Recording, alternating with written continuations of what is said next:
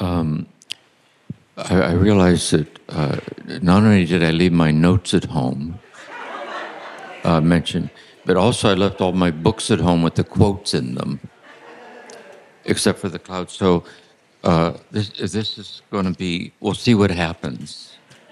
We'll see what happens. We'll just go with the flow with it. I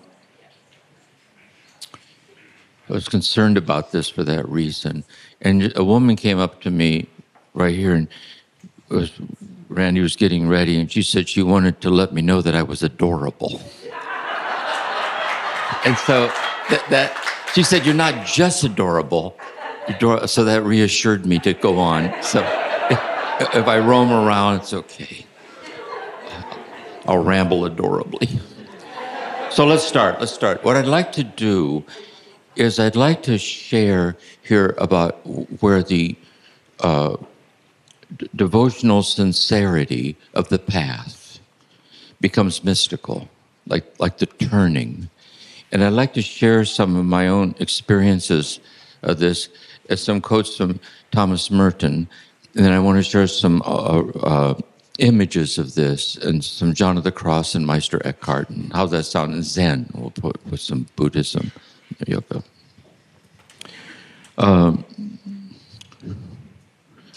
I want to give an image of awakening, like a moment of intensity, and then a moment of gentle awakening. Moment of intensity, and like an image in our mind. Imagine you're on a large boat, a lot of people, and there's dancing, music, and so on, across a vast expanse of water like this. And in a moment of carelessness, you fall off the back of the boat. And you realize you're waving and yelling, and the music is so loud no one notices you fell off. And you realize that you can't tread water for very long, but you can float for a long time. And so you lay back and you float, hopefully till they realize you're going to come back and look for you. Now, in order to float, you have to relax, or you'll sink.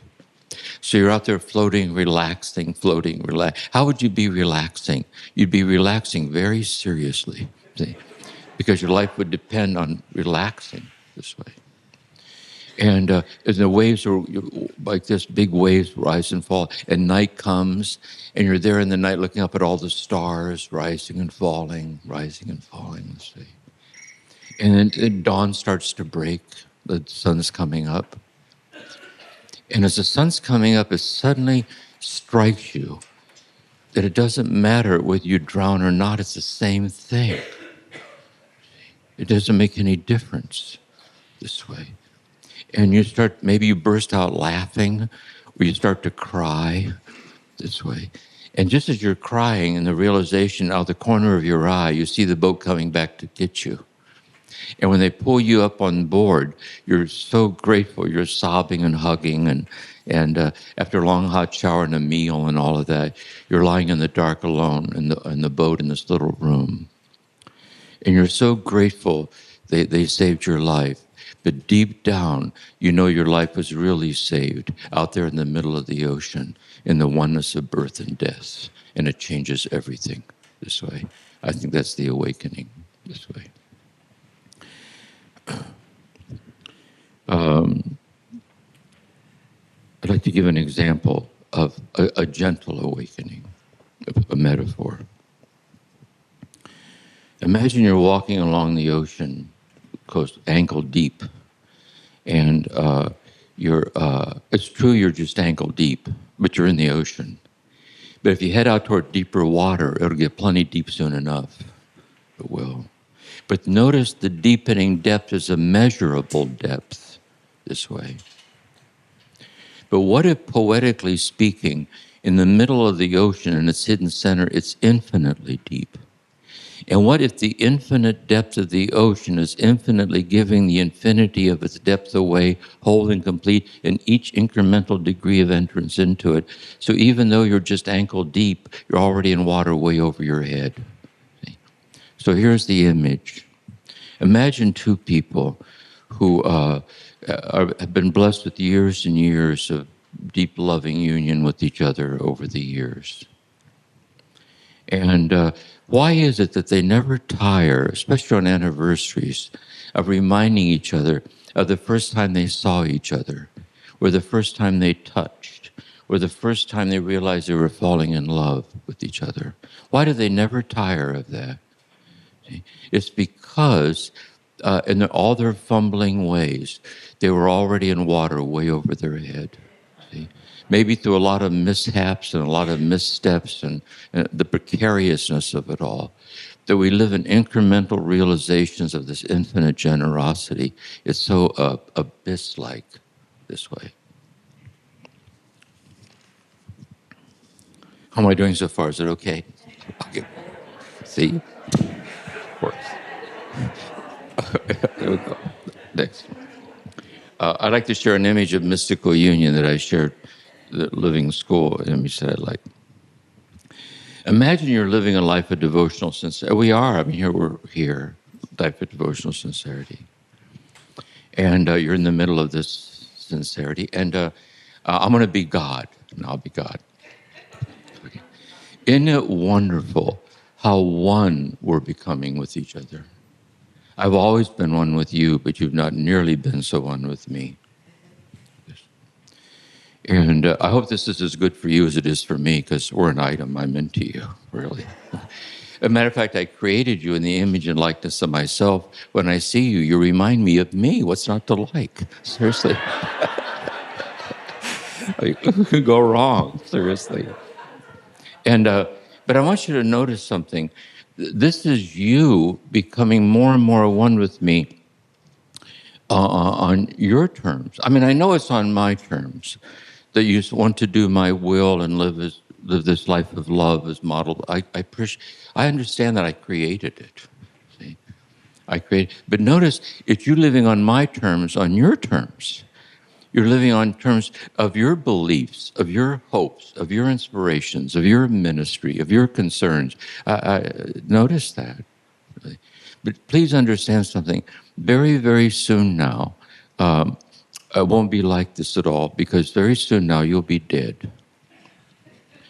And from all of eternity, we'll be one with each other on my terms. And so I'd like to make you, did I share this yesterday? I want to share something.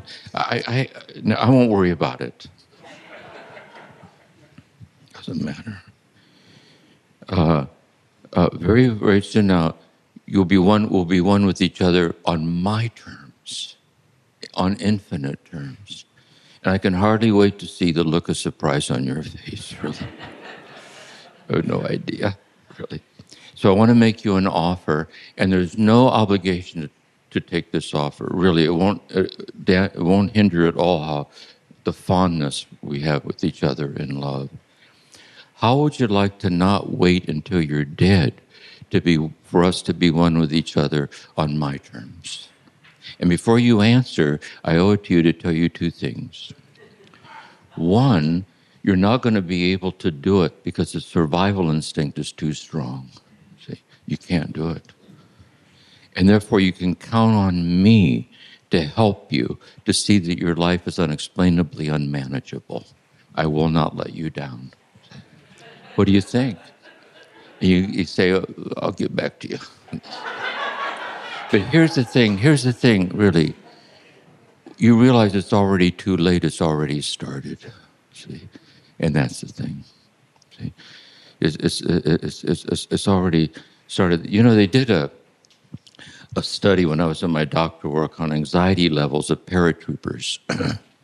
And what they found, they monitored the people up for heart rate, galvanic skin response, and there's a clock on it so they could get correlations between what was happening and anxiety levels. And what they found was on the first-time jumpers, when they went up for the first time, when they announced they were approaching the jump site, the anxiety would go up. When they opened the door to the side of the plane, the anxiety went higher. When they stood at the edge of ready to jump, acute anxiety. See? The old-time jumpers who jumped over and over and over again, approaching a jump site, no anxiety. Open the door of the plane, no anxiety. Standing at the door, ready to jump, no. But just before they hit the ground, the anxiety would go up. Why? They knew by experience you never get hurt jumping out of the plane. It's a damn ground. They knew that. See, as a matter of fact, they even go up and turn somersaults, and it's the ground. See? But what if life is a groundless jump? Then fear would be groundless. And how do you discover it's a groundless jump? By hitting the ground over and over and over again. I die, but I do not die. See, I am broken, but the light shines out through broken places, unexplainably like this for me. And we learn to live by that and walk by that and live by that.